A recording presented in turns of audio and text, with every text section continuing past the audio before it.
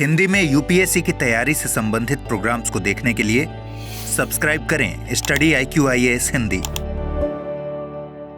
Hello students, स्वागत है आपका स्टडी IQIAS हिंदी के इस प्लेटफॉर्म पर, जहां हम लोग लगातार यूपीएससी मेंस के PYQ को सॉल्व कर रहे हैं। पेपर 3 में जो इंडियन इकोनॉमी का सेगमेंट है, उसके लिए अब तक मैं आपको 9 वीडियोस दे चुका हूं। आज वीडियो नंबर 10 है और इस वीडियो में हम लोग 2 सेक्टर्स को कवर करेंगे। बेसिकली जिन सेक्टर्स को आज हम कवर कर रहे हैं वो औद्योगिक क्षेत्र और निवेश मॉडल है।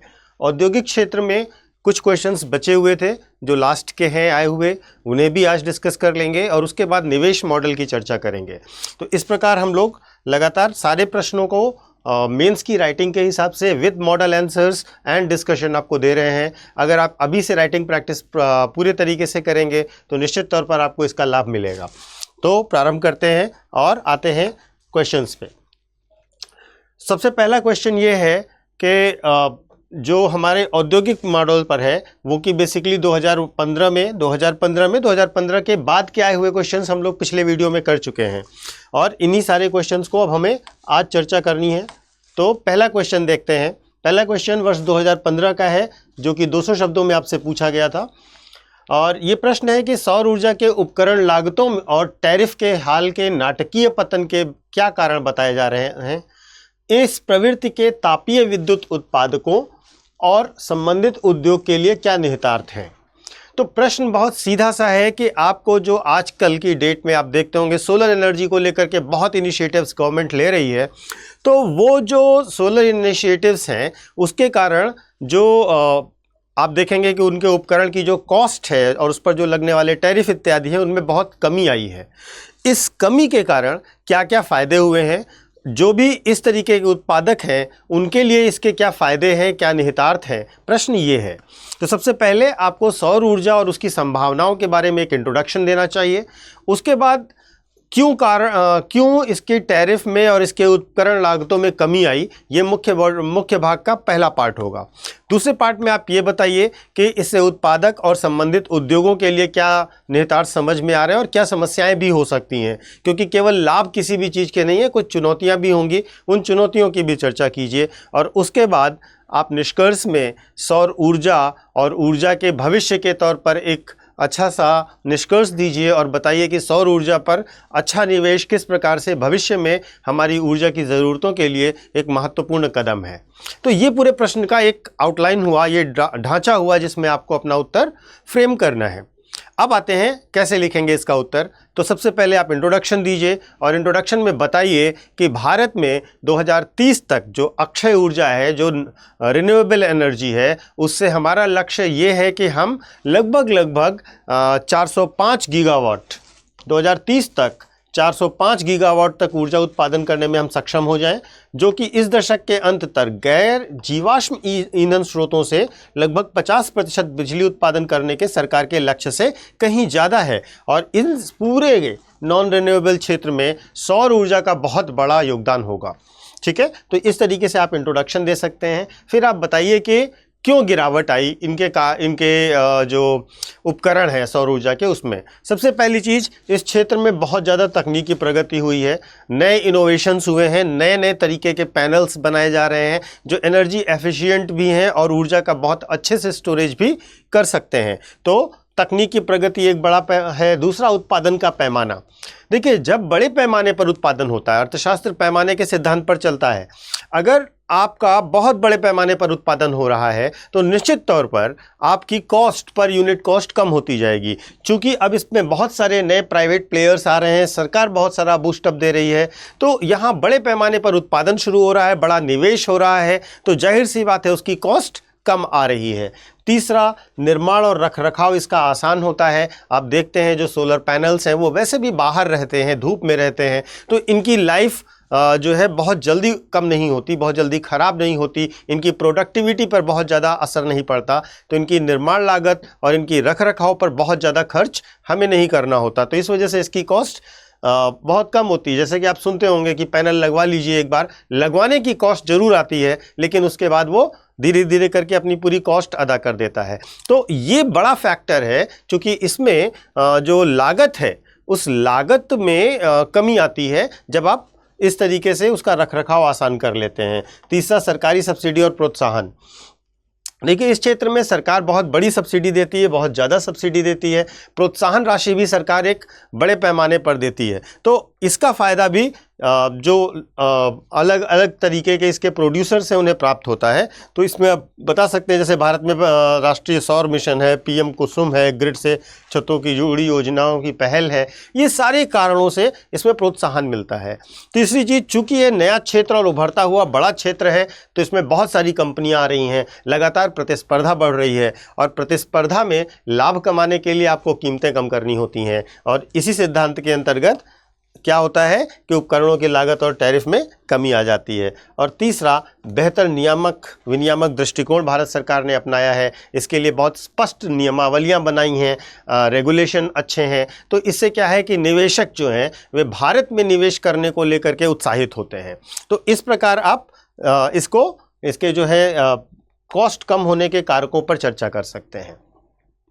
अब किस प्रकार से इसके संभावित जो उद्योग हैं उन पर क्या प्रभाव पड़ेंगे, उन पर क्या क्या असर होंगे, इसकी भी चर्चा करनी होगी। तो इसकी चर्चा करते समय सबसे पहले आप देखिए कि सबसे बड़ी चीज़ क्या है। जैसा मैंने आपको बताया, प्रतिस्पर्धा है। तो प्रतिस्पर्धा में लाभ तो है ही है, लेकिन जितनी ज़्यादा प्रतिस्पर्धा होगी उतना ज़्यादा दबाव उत्पादकों पर होगा, वे उतना ज़्यादा प्रॉफिट अर्न नहीं कर पाएंगे। तो ये एक बड़ी समस्या होगी। तीसरी चीज़, मांग में कमी। पहली बात, आप जानते हैं कि बहुत सारी ऐसी जगह हैं जहां पर धूप का प्रॉपर मिलना मुश्किल होता है, और उसके साथ साथ धूप का कितना ज़्यादा उपयोग कर सकते हैं, ये दूसरा फैक्टर है। तीसरी चीज़, बहुत सारी जागरूकता की कमी है। लोग इस क्षेत्र में उतने जागरूक नहीं है, उपभोक्ता इतना जागरूक नहीं है।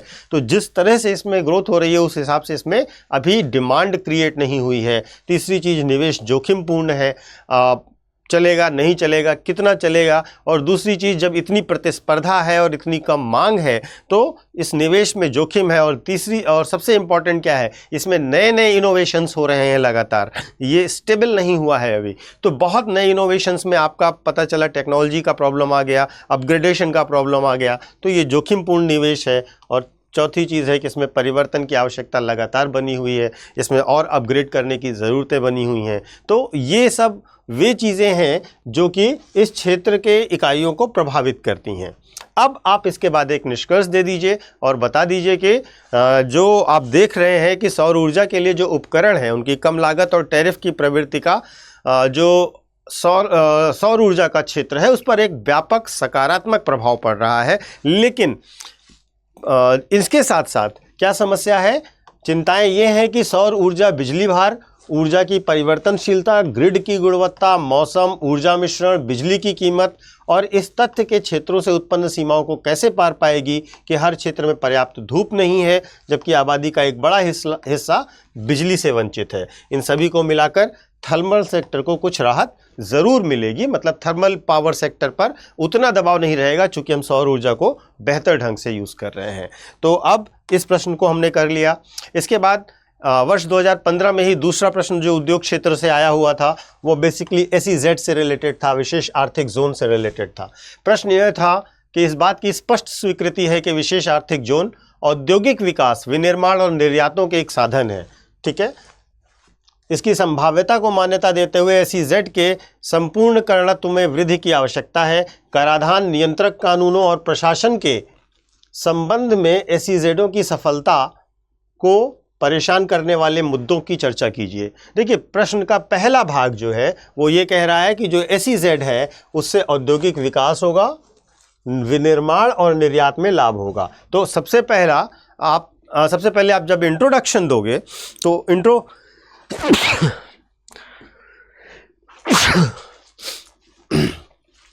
तो इंट्रोडक्शन में आपको बेसिकली क्या करना है कि इंट्रोडक्शन में आपको सबसे पहले जो SEZ है उसकी जानकारी देनी है। क्या होता है SEZ और क्या फ़ायदे होते हैं SEZ से, ठीक है, किस तरीके से SEZ का काम होता है, ये आप इंट्रोडक्शन में बता दोगे। इसके बाद आपको ये बताना है कि SEZ का मुख्य भाग में आपको सबसे पहला पार्ट क्या लेना है कि इसका औद्योगिक विकास, विनिर्माण और निर्यातों में किस प्रकार से भूमिका होती है, किस प्रकार से ये इसमें योगदान देता है। ठीक है, इसके बाद इसमें वृद्धि की आवश्यकता है और इसी कारणों से इनमें वृद्धि की आवश्यकता क्यों है ये आपको बताना होगा इन्हीं आधारों पर। और इसके साथ साथ प्रश्न का जो दूसरा भाग है वो ये है कि कराधान, नियंत्रक कानूनों और प्रशासन के संबंध में किन किन कारणों से SEZ को समस्या हो रही है। आपको उन समस्याओं को जो बेसिकली टैक्सेशन से रिलेटेड हो, जो कानूनों से रिलेटेड हो, जो रेगुलेटरी नॉर्म से रिलेटेड हो और जो एडमिनिस्ट्रेटिव प्रॉब्लम्स हो, इन प्रॉब्लम्स को भी आपको बताना है कि किस तरीके से ये प्रॉब्लम्स हमारे लिए बड़ी हैं SEZ के संदर्भ में। इस पार्ट को करने के बाद आपको निष्कर्ष देना है और साथ इस निष्कर्ष में आपको सबसे पहले SEZ की सकारात्मक भूमिका बताते हुए बेहतर मॉडल एक निवेश का, बेहतर मॉडल निर्यात का इसे बताना है और इसकी चुनौतियों को हल करते हुए हमें किस तरीके से आगे बढ़ना है ये आपको निष्कर्ष में बताना है। तो बेसिकली इस प्रश्न में आप सबसे पहले एक इंट्रोडक्शन दीजिए और बताइए कि SEZ क्या है। देखिए SEZ होता क्या है। SEZ आपकी ज्योग्राफिकल बाउंड्री के अंदर एक पर्टिकुलर क्षेत्र होता है जिसे सरकार SEZ घोषित कर देती है, विशेष आर्थिक जोन घोषित कर देती है और वहाँ पर जो देश के सामान्य वित्तीय कानून है वो लागू नहीं होते, उसे विदेशी क्षेत्र की तरह ट्रीट किया जाता है, यानी वहाँ से एक्सपोर्ट सस्ता होगा आपको और वहाँ पे सरकार टैक्स रियायतें बहुत देती हैं, इंफ्रास्ट्रक्चर बहुत अच्छा देती है, इसकी वजह से वहाँ पर विदेशी निवेश भी बहुत अच्छे से आता है। तो आप बताइए कि यह एक भौगोलिक क्षेत्र है जिसमें आर्थिक कानून देश के सामान्य आर्थिक कानूनों से अलग होते हैं। आमतौर पर इसका लक्ष्य विदेशी निवेश को बढ़ाना, निर्यात को बढ़ावा देना है। आर्थिक अधिनियम विदेशी प्रत्यक्ष निवेश के लिए अनुकूल होते हैं और उन्हें आकर्षित करते हैं। FDI का क्या मतलब है उसके बाद आप बता दिए। तो एक बेसिक इंट्रोडक्शन में आपको SEZ को ही बताना है। अब इसके बाद विकास, विनिर्माण और निर्यात के लिए किस प्रकार से ये महत्वपूर्ण उपकरण है, किस तरीके से ये विकास के लिए, विनिर्माण के लिए और निर्यात के लिए एक महत्वपूर्ण उपकरण है, तीनों क्षेत्रों में आप बताइए। तो सबसे पहले औद्योगिक विकास की बात करते हैं। ठीक है, आप देखिए भारत का जो पहला SEZ है वो 1965 में कांडला, गुजरात में स्थापित किया गया।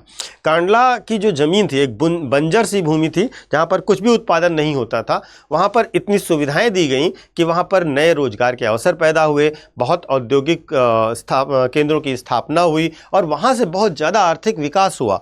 तो इस एग्जाम्पल से आप बता सकते हैं कि किस तरीके से ये औद्योगिक विकास को प्रोत्साहित करता है और इसके आसपास के क्षेत्रों के लिए ये महत्वपूर्ण है। दूसरा, विनिर्माण केंद्र। ठीक है, औद्योगिक विकास के बाद आपको विनिर्माण के लिए भी बताना था। देखिए विनिर्माण का एक बहुत अच्छा एग्जाम्पल है तमिलनाडु का श्रीपेरम्बदूर। श्रीपेरम्बदूर में बहुत सारी मोबाइल मैन्युफैक्चरिंग होती है। आप देखिए श्रीपेरम्बदूर में नोकिया SEZ मोबाइल के लिए एक प्रमुख विनिर्माण केंद्र बन गया है जिसने महत्वपूर्ण निवेश आकर्षित किया है और भारत के मोबाइल विनिर्माण उद्योग के विकास में बहुत बड़ा योगदान किया है। तो ये एक एग्जाम्पल है। इसके साथ आप बता सकते हो कि विनिर्माण केंद्रों के तौर पर इनकी बहुत प्रबल संभावनाएं हैं, भविष्य बहुत उज्जवल है और उदाहरण के तौर पर आप ये दे सकते हो। इसके साथ साथ निर्यात संवर्धन की बात करनी है आपको कि किस तरीके से SEZ निर्यात संवर्धन में काम करता है। तो जैसा मैंने आपको इंट्रोडक्शन में भी बताया कि यहाँ से निर्यात करना आसान है, टैक्सेस बहुत कम है, शून्य है या नहीं है और इसे विदेशी क्षेत्र ही माना जा रहा है, तो इस पर सरकार के जो निर्यात संबंधी नियम है वो नहीं लागू हो रहे हैं। तो इसकी वजह से अगर आप देखें, हाँ आप डेटा दे दीजिए कि वर्ष 2021-22 में जो 65.28 बिलियन अमेरिकी डॉलर का निर्यात किया गया यहाँ से, जो भारत के कुल निर्यात का लगभग 16% था। अब आप सोचिए लगभग 16% केवल आपका SEZ से आ रहा है। ये एक बड़ा पोर्शन है जो आपके निवेश में, जो आपके निर्यात में भाग देता है। इसके साथ साथ रोजगार सृजन में भी आप देखें इसका बहुत बड़ा योगदान है। लगभग 24 लाख लोगों को प्रत्यक्ष रोजगार प्रदान किया है मार्च 2022 तक SEZ के क्षेत्रों ने। इसके साथ साथ FDI का भी ये बहुत बड़ा केंद्र है। तो 2021-22 के दौरान SEZ में FDI का प्रवाह 6.58 बिलियन अमेरिकी डॉलर रहा, जो विदेशी निवेश आकर्षित करने में महत्वपूर्ण भूमिका को दर्शाता है। ये सारे आंकड़े जो हैं उद्योग और आंतरिक व्यापार विभाग से लिए गए हैं। तो यहाँ से आपको विद ऑथेंटिक डेटा ये क्लियर है कि इतने क्षेत्रों में इसकी बहुत महत्वपूर्ण भूमिका होती है। अब क्या समस्याएं आती हैं, उन समस्याओं की बात करते हैं। देखिए आप भारत में अगर किसी भी बड़े उद्योग के लिए, किसी भी SEZ के लिए या किसी बड़ी परियोजना के लिए भूमि अधिग्रहण करने जाते हैं तो सबसे पहली समस्या आपको भूमि की आवश्यकता है और जो भारत में एक बहुत मुश्किल काम हो जाता है। भूमि अधिग्रहण भारत में एक बहुत समस्या का कारण रहता है और इसके साथ साथ उसके आसपास के बुनियादी ढांचे और वहाँ के बुनियादी ढांचे का विकास, ये भी विशेष आर्थिक क्षेत्रों के समक्ष चुनौतियाँ हैं। ठीक है, दूसरी चुनौतियों में देखें कि हमारे यहाँ जो विनियामक नियामक और नीतिगत परिवर्तन है वे बहुत ही स्लो है, अपडेटेड नहीं है, ग्लोबल कंपटीशन के अकॉर्डिंग नहीं है। तो ये भी एक बड़ी समस्या है। इसके साथ साथ हमारे यहाँ कुशल कार्यबल का अभाव है, skilled man force, skilled workforce नहीं है हमारे पास। जो स्किल्ड वर्कफोर्स नहीं होने के कारण क्या होता है कि इन क्षेत्रों में काम करने वाले लोगों की हमें जिन जैसी ज़रूरत होती है वो ज़रूरतें हम स्थानीय तौर पर पूरे नहीं कर पाते हैं। इसके साथ साथ ये मुख्यतः निर्यात पर निर्भर होते हैं। ये आपके देश में अपनी ही देश में सामान नहीं बेच सकते, इन्हें निर्यात पर निर्भर रहना होता है। निर्यात वैश्विक परिस्थितियों और मांग पर डिपेंड करता है, तो ये एक समस्या इनके साथ रहती है। अनुपालन और अनुमोदन प्रक्रियाएं जो हैं, इनमें जो भी आपके रेगुलेटरी नॉर्म्स हैं वो सब बहुत समस्याग्रस्त हैं। आप जानते हैं ब्यूरोक्रेटिक जो मामला होता है, जो डिले होता है, जो समस्याएं होती हैं, उन सब के लिए ये महत्वपूर्ण चुनौती बन जाता है। इसके साथ साथ बुनियादी ढांचा हमने बात करी ही है। स्थिरता और पर्यावरण संबंधी चिंताएं भी होती हैं इनके साथ। यहाँ पर औद्योगिक विकास हो रहा है, उद्योगों का स्थापना हो रहा है, तो जाहिर सी बात है इसके साथ एसोसिएटेड पर्यावरणीय समस्याएं भी रहेंगी। तो अब इन सब चीज़ों के साथ साथ इनके ऑपरेशनल कॉस्ट भी बहुत ज़्यादा होती है। तो ये सब इसके सामने चुनौतियां हैं। इन चुनौतियों का आप वर्णन कर सकते हैं और इन चुनौतियों का वर्णन करते हुए बता सकते हैं कि SEZ इस प्रकार की चुनौतियों को झेल रहा है। अब इसी संदर्भ में जब आप निष्कर्ष दे रहे हैं तो एक बहुत अच्छा निष्कर्ष आप दे सकते हैं, जहाँ पर CII यानी भारतीय उद्योग परिसंघ है, उसने कहा 4 चीज़ें हैं जो हमें SEZ की समस्याओं के लिए एड्रेस करने के लिए ज़रूरी हैं। सबसे पहली चीज़ उन्होंने कहा कि SEZ औद्योगिक पार्कों की इमारतों को बुनियादी ढांचे का दर्जा दिया जाना चाहिए। तो जहां पर वो इमारतें हैं उन्हें बुनियादी ढांचे का दर्जा दिया जाए। दूसरी चीज़, इसमें बाहरी वाणिज्यिक उधार की अनुमति दी जाए। इसके साथ साथ तीसरा इन्होंने रिकमेंडेशन दी कि ECB के माध्यम से पुनर्वित्त विकल्प की अनुमति दी जाए। और चौथा इन्होंने कहा कि रियल एस्टेट क्षेत्र के लिए जोखिम भार मापदंड में ढील दिया जाए। अगर ये चीज़ें की जाती हैं तो SEZ को ऑपरेशनलाइज करना सस्ता, कॉस्ट इफेक्टिव होगा और यहाँ पर जो बाधाएं हैं वो सॉल्व हो जाएंगी। SEZ के महत्व को आप इस तरीके से समझा सकते हैं कि SEZ के सफल उपयोग के कारण चीन की प्रगति के संदर्भ में समझा जा सकता है। अगर आप देखें तो हमने कांडला में पहला स्थापित तो किया था SEZ, लेकिन उसके बाद SEZ की स्थापना हमारे यहाँ रुक सी गई और यही चीज़ चाइना ने बड़े पैमाने पर अपने देश में करी और आज वो निर्यात आधारित अर्थव्यवस्था बन गया है, उसका विकास बहुत तेज़ी से हो गया है। तो इन सब चीज़ों में एक बड़ा जो रोल प्ले करता है वो रोल है SEZ। तो अगर हम चाइना के सक्सेसफुल मॉडल को देख रहे हैं तो हमें ये पता होना चाहिए कि हमें अपने यहाँ इन चीज़ों में सुधार की बहुत आवश्यकता है। इस प्रकार से आप इसको निष्कर्ष के तौर पर लिख सकते हैं। ठीक है, अब आते हैं प्रश्न नंबर 3 पर। प्रश्न नंबर 3, समावेशी विकास की रणनीति को ध्यान में रखते हुए नए कंपनी बिल वर्ष 2013 ने सामूहिक सामाजिक उत्तरदायित्व को अप्रत्यक्ष रूप से अनिवार्य कर्तव्य बना दिया है। इसके गंभीरता से पालन कराने में अपेक्षित चुनौतियों की विवेचना कीजिए। इस बिल की अन्य व्यवस्थाओं और उसकी उलझनों की भी चर्चा कीजिए। ठीक है, तो देखिए प्रश्न CSR पर है, कॉर्पोरेट सोशल रिस्पॉन्सिबिलिटी पर है, सामूहिक सामाजिक उत्तरदायित्व पर है। ये प्रश्न वर्ष 2013 में पूछा गया था। चूंकि हम लोग 10 वर्ष के प्रश्न कर रहे हैं तो 10 वर्ष तक जो भी प्रश्न आए हम सब पर चर्चा कर रहे हैं। आपको पूरा प्रश्न का आइडिया मिल जाता है, साथ ही साथ आप अपडेट भी हो जाते हैं उन चीज़ों के साथ। तो ये बहुत बड़ा इशू भी था कॉर्पोरेट सोशल रिस्पॉन्सिबिलिटी का। तो न्यू कंपनी बिल आया था, उस न्यू कंपनी बिल ने कहा था कि हर कंपनी को कॉर्पोरेट सोशल रिस्पॉन्सिबिलिटी पे करनी होगी, उस पर खर्च करना होगा। ठीक है, इसको इनडायरेक्टली नेसेसरी कर दिया गया। ठीक, पहला लाइन आपसे यही कह रहा है। दूसरी चीज़ ये कह रहा है कि इसको पालन कराने में क्या चुनौतियां आएंगी, उन चुनौतियों पर बात कीजिए और इसके साथ ये भी बात कीजिए कि इसमें अन्य क्या समस्याएं हो सकती हैं। ठीक है, तो सबसे पहले आपको इंट्रोडक्शन देना है। इंट्रोडक्शन में आपको ये बताना है कि जो न्यू कंपनी बिल है, जो न्यू कंपनी एक्ट है, अभी एक्ट है, उसके अंतर्गत जो कॉर्पोरेट सोशल रिस्पॉन्सिबिलिटी है वो क्या है और कॉर्पोरेट सोशल रिस्पॉन्सिबिलिटी यानी CSR का मतलब क्या होता है। इसके बाद आप प्रश्न के मुख्य भाग में जाएंगे और मुख्य भाग में आप ये बताने का प्रयास करेंगे कि जो कॉर्पोरेट सोशल रिस्पॉन्सिबिलिटी है, जो CSR है, उसको कंपलसरी करने के उद्देश्य क्या हो सकते हैं, क्यों इसको कंपलसरी किया गया, और उसके बाद आप इसकी समस्याओं को बताएंगे कि किस प्रकार से इसके अनुपालन में समस्याएं आ रही हैं।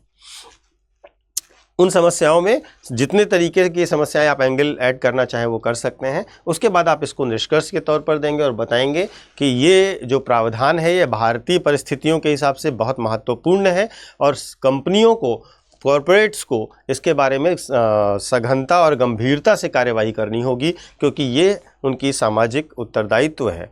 ठीक है, इस प्रकार से आप इसको कंक्लूड कर सकते हैं। तो सबसे पहले आप बताइए, इंट्रोडक्शन दीजिए और बताइए कि वर्ष 2012 में जो आपका, चूंकि प्रश्न के हिसाब से उत्तर को फ्रेम किया गया है इसलिए इसमें विधेयक लिखा है, लेकिन आप इसको अधिनियम लिखेंगे, इसको आप अधिनियम लिखेंगे। तो जो नया कंपनी अधिनियम है उसके अंतर्गत क्या हुआ है, कॉरपोरेट निकायों को अधिक पारदर्शिता और शासन की शुरुआत करने का प्रयास किया गया है। इसका उद्देश्य छोटी एक व्यक्ति कंपनियों को सुविधाओं और ऋण तक पहुंच बनाने में मदद करना और साथ ही साथ कुछ निर्धारित श्रेणियों की कंपनियों के लिए एक न्यूनतम महिला निदेशक सुनिश्चित करना है। इन कंपनियों को समाज के सभी वर्गों को रोजगार देने के लिए प्रोत्साहित करने का भी प्रयास किया जाएगा। कॉरपोरेट सामाजिक उत्तरदायित्व यानी CSR एक स्वविनियमित व्यवसाय मॉडल है जो किसी कंपनी को स्वयं अपने हितधारकों और जनता के प्रति सामाजिक रूप से जवाबदेह बनाने में मदद करता है। ये सोशल रिस्पॉन्सिबिलिटी है जो कंपनी को समाज के प्रति पे करनी है। ठीक है, अब कंपनी अधिनियम के प्रावधान बता देंगे वर्ष 2013 के अंतर्गत क्या है। सबसे पहले इसमें स्वतंत्र निदेशक होंगे। कंपनी अधिनियम में यह अनिवार्य है कि 1/3 निदेशक स्वतंत्र निदेशक होंगे, 1/3 निदेशक स्वतंत्र निदेशक होंगे और इन स्वतंत्र निदेशकों में कम से कम एक महिला स्वतंत्र निदेशक अवश्य होगी। ठीक है, दूसरा जो कार्यकारी का वेतन है, जो एग्जीक्यूटिव का वेतन है, इस अधिनियम के अंतर्गत ये कहा गया है कि कार्यकारी का वेतन औसत नियोक्ता के वेतन के रूप में प्रकट किया जाना चाहिए और यह अधिनियम शेयरधारकों को इस खंड के उल्लंघन के मामले में सामूहिक मुकदमा दायर करने की भी अनुमति देता है अगर वेतन को इस प्रकार से रिप्रेजेंट नहीं किया जा रहा है। तीसरा, एक CSR समिति होगी जो हर कंपनी को बनानी होगी। कंपनियों को एक CSR बोर्ड बनाना होगा जिसमें 3 निदेशक होने चाहिए और उनमें से एक स्वतंत्र निदेशक होने चाहिए। ये CSR समिति बहुत महत्वपूर्ण है। CSR क्या है? CSR इस अधिनियम के अनुसार कहा गया है कि CSR गतिविधियां वे हैं जो गरीबी उन्मूलन, पर्यावरण स्थिरता, सामाजिक और व्यावसायिक कौशल और लैंगिक समानता को बढ़ावा देंगे। अगर आप ध्यान दें तो आप पाएंगे कि ये वे समस्याएं हैं जो भारत की मूलभूत समस्याएं हैं और इन पर खर्च करने के लिए कंपनियों से कहा जा रहा है एज अ CSR। ठीक है, इसके साथ साथ ये एक सकारात्मक कदम भी है क्योंकि भारत एक ऐसा देश है जहाँ 1/3 आबादी निरक्षर है, 2/3 आबादी के पास स्वच्छता का अभाव है, कम से कम 100 मिलियन आबादी अभी भी $2 प्रतिदिन नहीं कमा पा रही है। तो कंपनी अधिनियम के अंतर्गत इस समानता को सुनिश्चित करने और भारतीय संविधान के अनुच्छेद 39 और 40 के परिप्रेक्ष्य में यह एक सकारात्मक कदम माना जाएगा।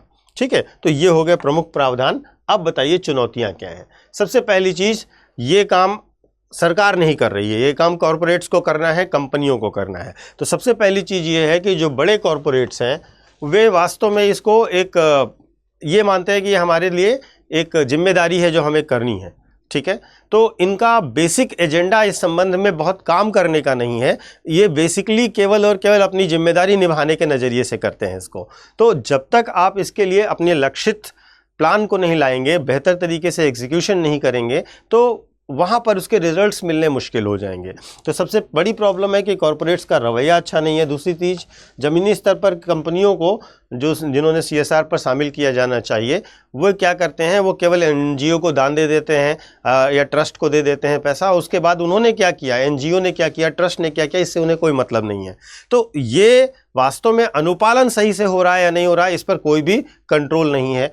कंपनियों का दृष्टिकोण ये है कि अभी भी वे CSR योगदान को पर्यावरण और समाज पर व्यवसाय के प्रभावों के समग्र दृष्टिकोण से देखने के बजाय एक परोपकारी कदम के रूप में देखते हैं। वास्तव में जो CSR की अवधारणा है ना, वो अवधारणा ये है कि आपने समाज से बहुत कुछ लिया है और आपका उत्तरदायित्व तो है कि जब आप सक्षम हैं तो समाज को वो चीज़ रिटर्न करें। ठीक है, कंपनियां ये मानती हैं कि ये वो परोपकार कर रही हैं, ये उनका परोपकार का काम है। ये परोपकार का काम नहीं, ये आपके उत्तरदायित्व का काम है, क्योंकि आपके क्रियान्वयन से समाज को भी नुकसान होता है, समाज भी उसे पे करता है और आपको समाज को भी वो रिटर्न देना ही पड़ेगा। और यहाँ पर आपको बेसिकली क्या करना है, पर्यावरण और समाज इन दोनों पर ध्यान देने वाली चीज़ों को CSR में अपने ऐड करना होगा। ये भी एक बहुत बड़ी चुनौती है जो हमें देखने को मिल रही है। परिणाम पर कोई ध्यान नहीं दिया जाता है। उन्होंने जैसे शिक्षा के लिए पैसा दे दिया किसी भी एनजीओ को, अब वो एनजीओ किस लेवल तक शिक्षा को बढ़ा पाया, उसके परिणाम क्या हुए, क्या रिजल्ट्स आए, क्या वास्तव में लक्ष्य प्राप्त हुए, जिन लक्ष्यों के लिए इतना फंड दिया गया उन लक्ष्यों का क्या हुआ, ये मूल्यांकन नहीं है। उनको उनकी रुचि, कंपनियों की रुचि अपने दिए गए CSR फंड की प्रभावशीलता पर नहीं है। तो अब ये एक बड़ी समस्या है कि आपको रिजल्ट से जब मतलब नहीं है तो वो चीज़ रिजल्ट पाएगी भी नहीं। तीसरी चीज़, उच्च स्तरीय समिति इसके लिए होती है। ठीक है, एक उच्च स्तरीय समिति ने अपनी रिपोर्ट में उल्लेख किया है कि जो कंपनी अधिनियम के अंतर्गत CSR प्रभाव का अनुपालन न करने के लिए कम से कम शुरुआती 2 से 3 वर्षों तक कंपनियों के खिलाफ कार्यवाही न करने का सुझाव दिया गया है कि शुरुआत में 2-3 वर्ष तक अगर वे नहीं CSR में फंड दे रहे हैं तो आप कोई कार्यवाही ना करें। अगली बड़ी समस्या महिला स्वतंत्र निदेशक की है।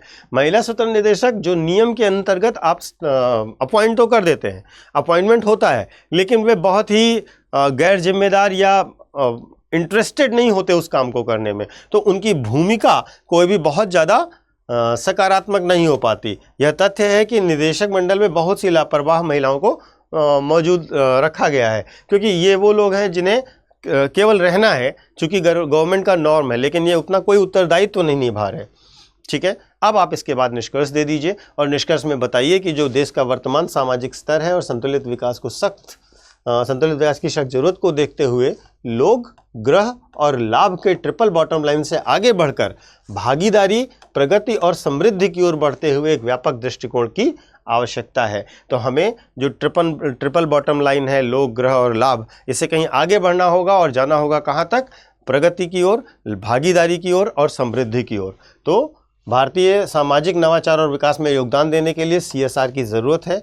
भारत दुनिया का पहला और एकमात्र देश है जिसने कंपनी अधिनियम 2013 के अंतर्गत कुछ कॉर्पोरेट संस्थाओं के लिए CSR से संबंधित प्रावधानों को अनिवार्य रूप से लागू किया है। तो आप इसके महत्व को बता दीजिए और इस प्रकार अपने निष्कर्ष को खत्म कीजिए, समाप्त कीजिए, अपने उत्तर को समाप्त कीजिए।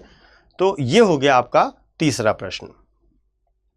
अब चलते हैं चौथे प्रश्न की ओर और चौथा प्रश्न आपका ये कहता है कि भारतीय स्वामित्व वाली कंपनियों का पर उदारीकरण के प्रभाव का परीक्षण कीजिए।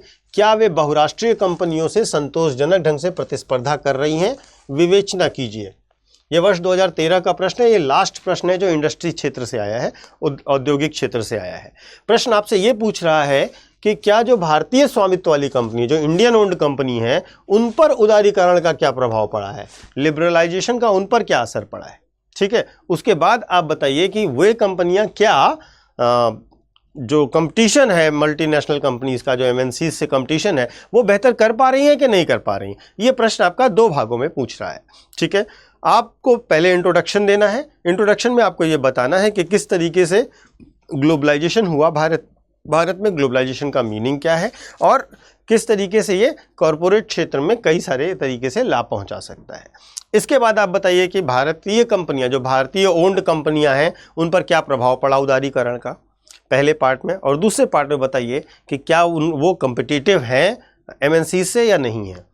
इसके बाद आप एक कंक्लूजन दीजिए और बताइए कि लिबरलाइजेशन ने किस तरीके से फ़ायदा पहुंचाते हुए इन कंपनियों को वैश्विक स्तर पर आगे बढ़ने के लिए अलग अलग क्षेत्रों में मदद की है और इसमें सुधार के लिए सरकार के सहयोग की आवश्यकता है। नियामक जो व्यवस्थाएं हैं उनमें सरलीकरण की आवश्यकता है और ईज़ ऑफ डूइंग बिजनेस को बेहतर करने की आवश्यकता है। तो इस प्रकार से आप अपना कंक्लूजन ड्रॉ कर दीजिए। तो अब आगे बढ़ते हैं और सबसे पहले इसका हम क्या करते हैं, हम सबसे पहले इसका इंट्रोडक्शन देते हैं। तो उदारीकरण का क्या मतलब है? सरकारी प्रतिबंधों और सभी प्रकार के विनियमों को न्यूनतम करना, अर्थव्यवस्था का विनियमन और परमाणु ऊर्जा, रेलवे जैसे कुछ राष्ट्रीय महत्व को छोड़कर लगभग सभी क्षेत्रों को निजी क्षेत्र के लिए खोलना और इससे सामान्य रूप से देश और विशेष रूप से कॉरपोरेट क्षेत्र, निजी और सार्वजनिक क्षेत्र दोनों की कंपनियों को कई लाभ मिलते हैं। अब आप बताइए कि भारतीय कंपनियों पर सकारात्मक प्रभाव क्या पड़ा। तो देखिए, भारत के उद्योगों में जो सबसे बड़ा सेक्टर है वो MSME का है ना। वो सबसे बड़ा सेक्टर क्या है? MSME का है। इस MSME के सेक्टर में जो लघु उद्योग हैं, जो सूक्ष्म उद्योग हैं, जो मध्यम उद्योग हैं, वे वास्तव में क्या देखा, उसमें क्या पाया गया कि उदारीकरण के बाद इनमें टेक्नोलॉजिकल एडवांसमेंट हुए हैं और जितनी भी बड़ी इंडस्ट्रीज़ हैं उनकी सपोर्टिव इंडस्ट्रीज़ के रूप में इन्होंने बहुत तेज़ी से ग्रो किया है। ठीक है, तो एक तरीके से बड़ी इंडस्ट्रियों की बैकबोन बनते चले गए हैं हमारे यहाँ के एमएसएमई। तो ये पहला प्रभाव पड़ा है। दूसरा प्रभाव अब अप्रतिबंधित पूंजी प्रवाह है, यानी कि हमारे देश में इस क्षेत्र में जो पूंजी है, जो टेक्नोलॉजी है, उसके आवागमन पर, उसके प्रवाह पर कोई बहुत बड़े नियम नहीं है। इससे क्या हुआ कि इस क्षेत्र में बहुत सारा निवेश आया है, बहुत सारी टेक्नोलॉजी आई है, बहुत सारा इन्वेस्टमेंट आया है और इससे उनके उत्पादन की गुणवत्ता में और उत्पादन की क्षमता में, दोनों में वृद्धि हुई है। तीसरा, सर्विस सेक्टर का डेवलपमेंट हुआ है। इस तरीके से जब हमने लिबरलाइजेशन किया, प्राइवेटाइजेशन किया, ग्लोबलाइजेशन किया, तो क्या हुआ कि सेवा क्षेत्र जो है उसमें बहुत बूस्टअप आया। जैसे जब भी इंफॉर्मेशन टेक्नोलॉजी, सॉफ्टवेयर कंपनीज, इन सबको देखेंगे तो ये ग्लोबल प्रेजेंस दिखाती हैं इंडिया की। तो इस क्षेत्र का जो विकास हुआ है, जो इस क्षेत्र का ग्लोबल प्रेजेंस बना है, उसमें लिबरलाइजेशन, प्राइवेटाइजेशन और ग्लोबलाइजेशन का बड़ा रोल है। तीसरा, जो पर्यटन उद्योग है, देखिए उदारीकरण की नीति के बाद विदेशी पर्यटकों ने भारत में आने के लिए बहुत ज़्यादा रिजल्ट दिखाया है, बहुत ज़्यादा आकर्षित हुए हैं। ठीक है, कई गुना वृद्धि हुई है पर्यटकों में और एक तरीके से ये पर्यटन उद्योग बहुत तेज़ी से ग्रो कर रहा है और इसका बेसिक रीज़न यही है कि आपने उदारीकरण अपनाया है।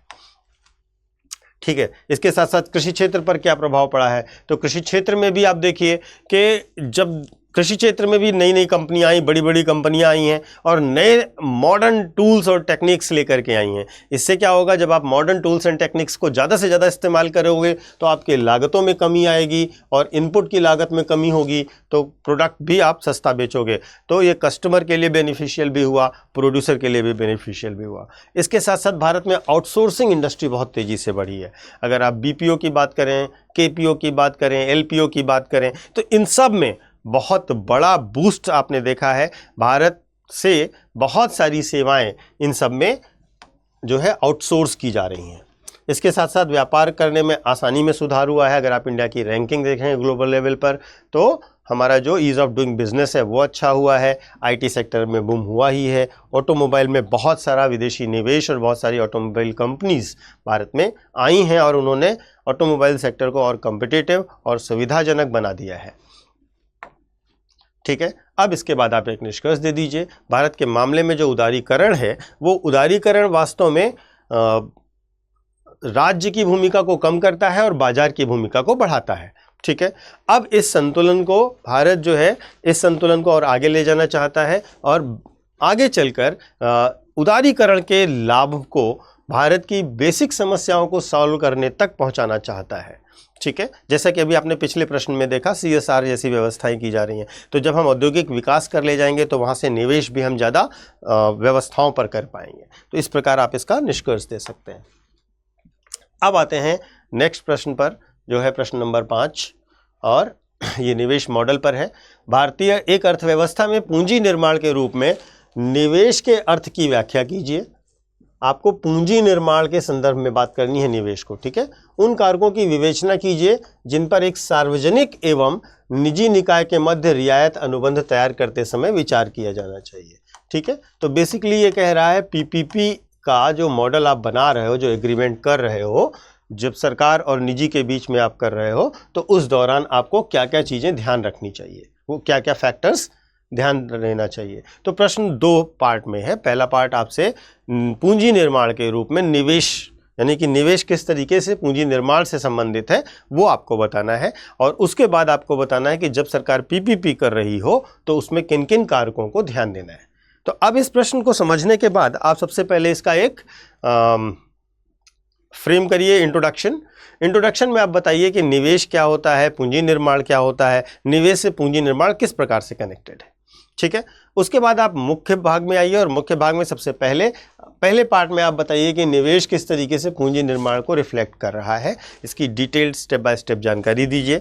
उसके बाद आप बताइए कि जो PPP मॉडल है उसमें क्या क्या हमें फैक्टर्स हैं जिनको नियम से ध्यान से मेंटेन करना चाहिए जब हम पीपीपी के लिए एग्रीमेंट तैयार कर रहे हैं। इसके बाद आप एक निष्कर्ष दीजिए और बताइए कि पीपीपी मॉडल आज वैश्विक स्तर पर सबसे अधिक मान्य मॉडल है परियोजनाओं को लागू कराने का। इसके बहुत सारे फ़ायदे हैं और भारत में इसको अगर सही तरीके से लागू किया जाए तो उत्पादकता, गुणवत्ता, सेवा अवधि और कॉस्ट सब में फ़ायदा होगा। तो इस प्रकार से आप इसको निष्कर्ष दे सकते हैं। तो इंट्रोडक्शन दीजिए और बताइए कि निवेश वह वस्तु है जिसे आय और मूल्य वृद्धि उत्पन्न करने के लिए अधिग्रहित किया जाता है। निवेश को मशीनरी, भवन, उपकरण, सड़क आदि जैसे भौतिक पूंजी के भंडार में वृद्धि के रूप में स्पष्ट और परिभाषित किया जाता है। पूंजी निर्माण एक शब्द है जिसका उपयोग विशेष देश की लेखा अवधि के दौरान शुद्ध पूंजी संचय का वर्णन करने के लिए किया जाता है। यह शब्द पूंजीगत वस्तुओं जैसे उपकरण, औजार, परिवहन, संपत्ति, बिजली के योग को संदर्भित करता है। आमतौर पर किसी अर्थव्यवस्था में पूंजी निर्माण जितना अधिक होगा उतनी ही तेजी से अर्थव्यवस्था अपनी कुल आय बढ़ा सकेगी। तो आप निवेश करेंगे, निवेश से पूंजी निर्माण होगा, पूंजी निर्माण से आय वृद्धि होगी और आय वृद्धि से विकास होगा। ये पूरा का पूरा एक चरण है, एक प्रक्रिया है। अब निवेश के आर्थिक प्रभाव को देखिए, किस प्रकार से निवेश पूंजी निर्माण करता है। तो जब आप निवेश करेंगे, जब आप इन्वेस्टमेंट करेंगे, ठीक है, तो वो इन्वेस्टमेंट निवेश कहाँ जाएगा? वो आपका कैपिटल स्टॉक बनेगा, पूंजी स्टॉक बन जाएगा। वो आपका कैपिटल स्टॉक का निर्माण कर देगा, ठीक है। कैपिटल स्टॉक यानी कि मशीनरीज, टूल्स, ये सारी चीज़ें विकसित होंगी, ठीक है। जब ये विकसित होंगी तो क्या होगा कि आप उत्पादन ज़्यादा कर पाएंगे, आप प्रोडक्शन बढ़ा पाएंगे अपना बहुत अच्छे से और क्वालिटी और पैमाना दोनों में अच्छा प्रोडक्शन कर पाएंगे। जितना ज़्यादा आप प्रोडक्शन करोगे उतनी ज़्यादा आपकी जीडीपी बढ़ेगी, आपका ग्रॉस डोमेस्टिक प्रोडक्ट बढ़ेगा। और जब जीडीपी बढ़ेगी, ठीक है, जब जीडीपी बढ़ेगी तो क्या होगा? जीडीपी बढ़ेगी तो लोगों की इनकम बढ़ेगी, आय बढ़ेगी, आय बढ़ेगी तो उनकी बचत बढ़ेगी, सेविंग्स बढ़ेंगी, है ना। जब सेविंग्स बढ़ेंगी तो क्या करेंगे? आप इन्वेस्ट करेंगे, ठीक है। तो ये पूरा साइकिल चलेगा। आप इन्वेस्टमेंट करते हो, आप सेविंग करोगे, इन्वेस्टमेंट करोगे, फिर कैपिटल स्टॉक बनेगा, प्रोडक्शन होगा, जीडीपी बढ़ेगी, इनकम बढ़ेगी, सेविंग्स फिर बढ़ेंगी, फिर इन्वेस्टमेंट होगा। तो ये पूरी एक साइकिल चलेगी, ठीक है। तो निवेश किस तरीके से पूरी आर्थिक गतिविधि को कर रहा है, आप इस आर्थिक प्रभाव को लिखिए और बताइए कि सबसे पहले पूंजी स्टॉक में वृद्धि होगी, फिर उत्पादन क्षमता बढ़ेगी, फिर जीडीपी बढ़ेगी और इसके बाद घरेलू बचत होगी। और ये चीज़ें एक पूरी प्रक्रिया को प्रोत्साहित करेंगी जिससे भारत में या किसी भी देश में आर्थिक विकास तेजी से होगा, ठीक है। अब इसके बाद आपको बताना है कि पीपीपी क्या है। तो पीपीपी एक तरीके की आपसी बातचीत के द्वारा तय किया गया एक अनुबंध है जो कि सरकार और निजी पक्ष के बीच में होता है किसी भी परियोजना को लागू करने के लिए, ठीक है। सार्वजनिक इकाई और निजी इकाई के बीच रियायत समझौते को डिज़ाइन करते समय किन चीज़ों को आपको ध्यान देना है? सबसे पहले ड्यूरेशन क्या होगा, अवधि क्या होगी, किस अवधि के लिए आपको करना है, इसका स्पष्ट वर्णन होना चाहिए कि आपको वर्ष 2024 में प्रोजेक्ट कंप्लीट चाहिए, 25 में चाहिए, कब चाहिए। आपका पूरा का पूरा हर एक चीज़ टाइम फ्रेम के साथ स्पष्ट वर्णित होनी चाहिए। उसके बाद उसको लागू करवाने का अनुबंध प्रवर्तन का प्रावधान क्लियर होना चाहिए कि उसको किस प्रकार से लागू करवाया जाएगा, अगर नहीं हो रहा है तो उसके लिए क्या प्रावधान होंगे। सेवा वितरण किस प्रकार से होगा कि किस भाग को कौन और कैसे देखेगा, जिस सेगमेंट में जिस सेक्टर को इंक्लूड करना है। जैसे मान लीजिए कि आप रोड बना रहे हो, हाईवे बना रहे हो, ठीक है। तो अगर मान लीजिए कि सरकार ने अपने पक्ष में रखा कि हम भूमि अधिग्रहण करके देंगे आपको, निजी क्षेत्र को इतनी अवधि में पूरा करना है, उसके बाद इतना टोल लेकर के इसकी फंडिंग करनी है, तो ये आपको सेवा वितरण स्पष्ट करना होगा। और इसके साथ साथ संसाधन का किस तरीके से बेस्ट इस्तेमाल किया जाएगा, इफेक्टिव इस्तेमाल किया जाएगा, प्रभावी प्रयोग किया जाएगा, ये आपको स्पष्ट करना होगा। और इसके साथ साथ आपको बताना होगा किस प्रकार से आप इसमें तुलनात्मक लाभ प्राप्त करेंगे। तो ये सारे फैक्टर्स आपके पीपीपी एग्रीमेंट का पार्ट होने ही चाहिए, ठीक है। इसके बाद जब आप बता देंगे तो उसके बाद आप एक निष्कर्ष दे दीजिए। जो आपका पीपीपी का एग्रीमेंट है, जो रियायत समझौता है, वो सर्वश्रेष्ठ अंतर्राष्ट्रीय प्रथाओं पर आधारित होना चाहिए और नीतियों और विनियमों के सभी जटिलताओं को संबोधित करते हुए केंद्रित होना चाहिए ताकि दोनों संस्थाओं के बीच संतुलन में सुधार हो सके। देश के बुनियादी ढांचे के विकास के लिए इस प्रकार के समझौते मौलिक महत्व के हैं, इसलिए ऐसे समझौतों को करने में लगने वाले समय और लागत को कम कर दिया है और इसलिए एक अच्छी तरह से डिज़ाइन किया गया रियायत समझौता न केवल प्रदर्शन में सुधार करने में मदद करेगा बल्कि अनुबंध विवादों को भी कम करने में मदद करेगा। तो इस तरीके से आप एक निष्कर्ष दे सकते हैं जो कि संतुलित उत्तर के अनुरूप हो। अब आते हैं अगले प्रश्न पर। ये भी निवेश मॉडल पर है, वर्ष 2013 में पूछा गया था। इसका मतलब ये है कि निवेश मॉडल पर प्रश्न बहुत कम पूछे गए हैं। ठीक है, पिछले 10 सालों में 2 से 3 क्वेश्चन ही पूछे गए हैं, तो इस पर बहुत ज़्यादा प्रश्न नहीं आ रहे हैं। सामान्य प्रश्न हैं और सीधे सीधे प्रश्न हैं। ठीक है, तो अब आप इस क्षेत्र के आए हुए प्रश्नों को देख करके उसकी प्रकृति के हिसाब से एक टॉपिक तैयार कर लीजिए निवेश मॉडल को लेकर के, और ज़्यादा से ज़्यादा 2 टॉपिक 3 टॉपिक, बस आपका ये कंप्लीट रहेगा हमेशा। ठीक है, तो देश के आधारभूत संरचना के विकास में गैर सरकारी भागीदारी यानी कि पीपीपी मॉडल का अंगीकरण आलोचना से मुक्त नहीं है। इस मॉडल के पक्ष विपक्ष में समालोचनात्मक विवेचना कीजिए। बहुत सीधा और सिंपल प्रश्न है। इतने डिस्कशंस और इतने वीडियोस के बाद आप समझ गए होंगे कि प्रश्न किस तरह का है। अगर आपसे अब पूछा जाए कि प्रश्न इजी है, मॉडरेट है, टफ है, ठीक है, तो अब आप खुद क्लासिफाई कर सकते हैं। अब आपको इसके लिए टीचर की ज़रूरत नहीं है, क्योंकि अब आप यहाँ तक आने के बाद अगर आपने सारे वीडियोस ध्यान से देख लिए हैं तो आप ये समझ गए होंगे कि ये प्रश्न बहुत सीधा सा है, सिंपल प्रश्न है, इसमें कोई भी कठिन चीज़ नहीं पूछी गई है।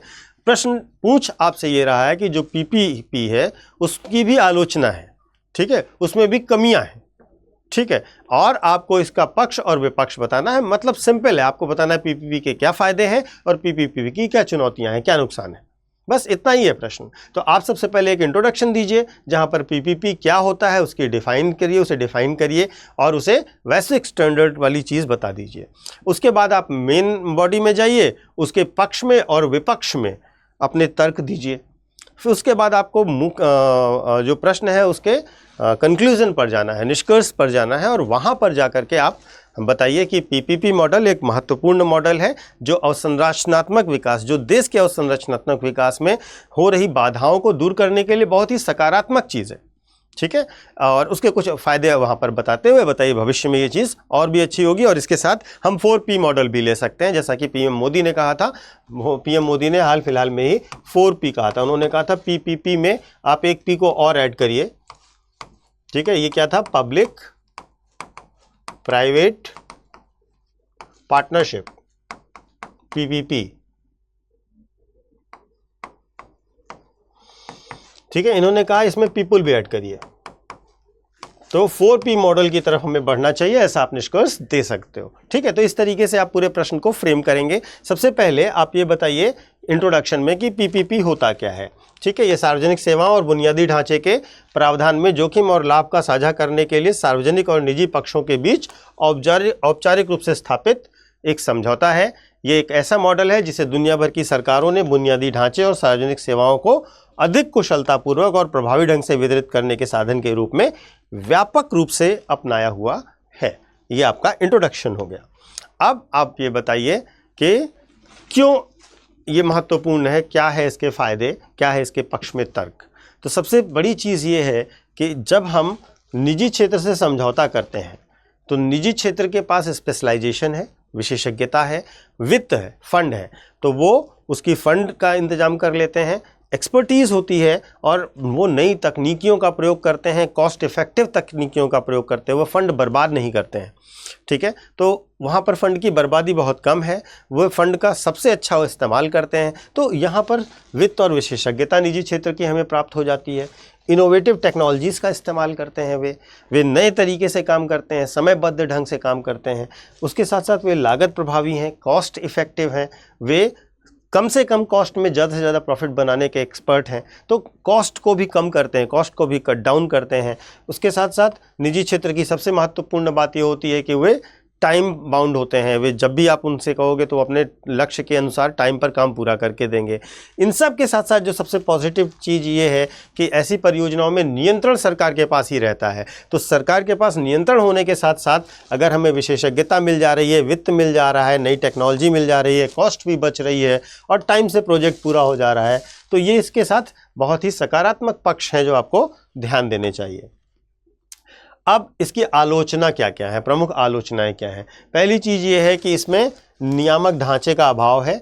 विजय केलकर समिति ने कहा था कि पीपीपी परियोजनाओं के लिए हर क्षेत्र की नियामक संस्थाएं स्थापित की जाएं, जहां पर दोनों पक्ष, जहां पर सरकार पीड़ित महसूस कर रही हो सरकार, निजी क्षेत्र पीड़ित महसूस कर रहा हो तो निजी क्षेत्र जाकर अपनी समस्याओं को हल कर सकें, तेजी से हल कर सकें, तो विनियामक क्षेत्र होने की आवश्यकता है। दूसरा, निजी क्षेत्र की सीमित भागीदारी है। देखिए जो निजी क्षेत्र है वो मुख्यतः विकास परियोजनाओं में ही भागीदारी करना चाहता है जहां पर उसे फंड के रिटर्न की लगभग गारंटी हो जाती है। तो जैसे आप देखें हाईवे प्रोजेक्ट्स वगैरह उसमें वो करते हैं। ठीक है। तीसरी चीज़, अपर्याप्त जोखिम हस्तांतरण होता है, यानी कि ज़्यादा जोखिम का पक्ष निजी पक्ष नहीं लेना चाहता और वो चाहता है कि हमारा प्रॉफिट सुनिश्चित रहे, तभी वो फंड लगाता है। ठीक है। अगली चीज़ ये है कि इसमें प्रतिस्पर्धा उतनी ज़्यादा नहीं होती है। कुछ बड़ी कंपनियां होती हैं जो वास्तव में इस पीपीपी मॉडल का लाभ उठाती हैं, बाकी सारी कंपनियों को इसका मौका नहीं मिलता है। और दूसरा पक्ष जो सरकार का पक्ष है वो हमेशा स्थिर है, तो इसमें प्रतिस्पर्धा का अभाव होता है और सार्वजनिक परामर्श का भी अभाव है, और इसी को दूर करने के लिए मैंने आपको 4P की बात करी थी। ठीक है। अब इस प्रकार से अब आप एक निष्कर्ष दे दीजिए कि यद्यपि भूमि अधिग्रहण में देरी, पूंजी की अनुपलब्धता और नियामक बाधाओं जैसी चुनौतियां हैं, फिर भी पीपीपी भारतीय अर्थव्यवस्था के विकास को गति देने के लिए जटिल अवसंरचना परियोजनाओं के वित्त पोषण, डिज़ाइन, निर्माण और रखरखाव की चुनौतियों का समाधान करने में मदद कर सकता है। तो इस प्रकार आप अपने प्रश्न का निष्कर्ष दे दीजिए। तो आज हमने इंडस्ट्री सेक्टर और इन्वेस्टमेंट मॉडल, ये दो चीज़ों को कवर किया है। अगले वीडियो में हम अगला टॉपिक लेकर आएंगे। आप जितने भी टॉपिक्स हैं उनके आए हुए पिछले 10 साल के क्वेश्चंस के आंसर्स को पूरी तरीके से फ्रेम करके आपको बताया जा रहा है। अगर आपको कोई भी सलाह देनी है या सुझाव देना है या कोई समस्या हो रही है जहाँ पर आप चीज़ों को अन्य बेहतर तरीके से जानना चाहते हैं तो आप कमेंट कर सकते हैं। धन्यवाद। Thank you. हिंदी में यूपीएससी की तैयारी से संबंधित प्रोग्राम्स को देखने के लिए सब्सक्राइब करें स्टडी IQ IAS हिंदी।